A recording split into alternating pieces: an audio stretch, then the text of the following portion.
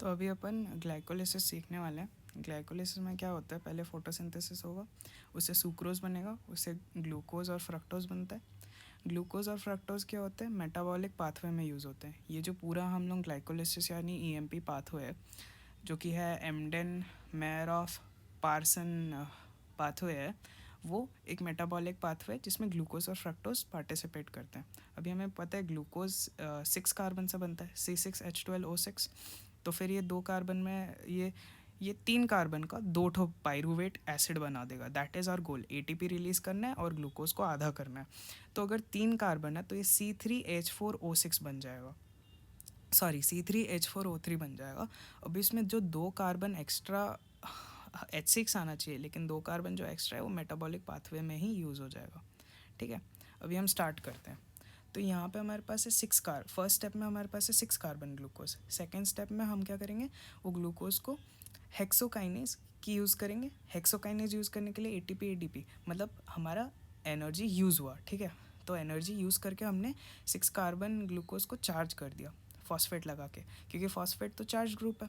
अभी charge group से होगा क्या, सेल से बाहर नहीं जा पाएगा अपना ग्लूकोज, क्योंकि हमको सेल के अंदर ही एनर्जी रखनी है ना, और चार्ज चीज़ें सेल के बाहर नहीं जा पाती हैं। तो फिर उसके लिए हमने उसको चार्ज कर दिया। अभी हम क्या करेंगे, हम इसका आइसोमर बनाएंगे, ग्लूकोज 6 फॉस्फेट से फ्रक्टोज 6 फॉस्फेट बनाएंगे। उसके लिए एंजाइम यूज़ होगा आइसोमरेज। आइसोमरेज यूज़ करने के बाद वही 6 कार्बन फॉस्फेट बन जाएगा। ठीक है, उसके बाद क्या होगा, जो ग्लूकोज से हमको क्या करना था, 6 कार्बन से 3 कार्बन बनाना था, है ना। देखो, तो हमको ग्लूकोज से पायरूवेट बनाना है ना, 6 कार्बन से C3H4O3 बनाना है। तो फिर हमको क्या करना पड़ेगा, वो ग्लूकोज का आधा आधा करना पड़ेगा, जिसका स्ट्रक्चर ऐसे आएगा, ऐसे 1 2 3 4 5 6 6 कार्बन हो गया और एक फॉस्फेट चार्ज हो गया। लेकिन अगर हम इसको आधा करेंगे तो फिर क्या होगा, एक तो फॉस्फेट नीचे एक्स्ट्रा रह गया ना, देखो एक फॉस्फेट एक्स्ट्रा रह गया, तो फिर इक्वल डिवीजन नहीं होगा। तो सोचो, अगर हमें इक्वल डिवीजन करना है तो हम क्या कर सकते हैं, ऊपर एक फॉस्फेट लगा दे तो कितना बढ़िया रहता, इक्वल डिवीजन हो जाता। So that's exactly what we are gonna do right now. तो अभी क्या होएगा, हम लोग देख रहे हैं जो फर्स्ट स्टेप और थर्ड स्टेप है, ये दोनों स्टेप में होता है जो एनर्जी यूज़ होता है, क्योंकि इसमें हम चार्जिंग कर रहे हैं। तो खाली पूरे 10 स्टेप प्रोसेस में खाली ये दोनों स्टेप में ही एनर्जी यूज़ होएगा। उसके बाद क्या होएगा, हम लोग जैसा कि मैंने कहा था, हमको चाहिए कि यहाँ पे दोनों जगह में फॉस्फेट आ जाएगा इक्वल डिवीजन के लिए, तो हम वही कर रहे हैं। हम क्या करेंगे, एनर्जी लगा के दोनों जगह में फॉस्फेट बना लेंगे। ठीक है, अभी फॉस्फेट बनाने के बाद हमको इक्वल डिवीजन करना है। इक्वल डिवीजन के लिए हम क्या करेंगे, 3 कार्बन एक फॉस्फेट और 3 कार्बन एक फॉस्फेट में डिवाइड कर देंगे। ठीक है, अभी हम लोग इसका स्ट्रक्चर देखते हैं, 1 2 3 1 2 3 फॉस्फेट दो ठो।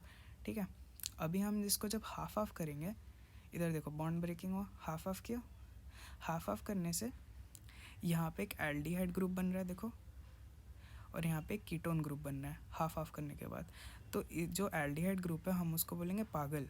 पागल मतलब glycerol aldehyde phosphate, glycerol aldehyde phosphate. और यहाँ पे हम बनाएंगे ढप।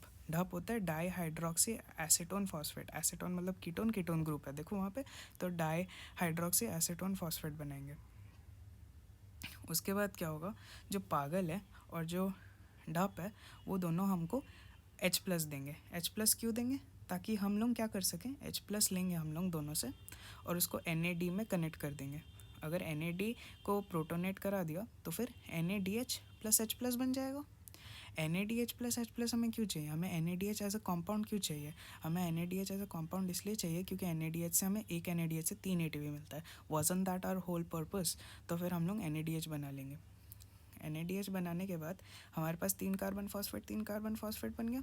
अभी हम लोग क्या करेंगे, जो 3 कार्बन फॉस्फेट है, एक एल्डिहाइड था एक कीटोन था, उसमें हम सराउंडिंग से और एक फॉस्फेट लेंगे। एक एग्जिस्टिंग फॉस्फेट ऑलरेडी है, हम और एक फॉस्फेट ला के लगा देंगे, तो 3 कार्बन में 2 फॉस्फेट लग गए। ठीक है, तो 2 फॉस्फेट लग गए।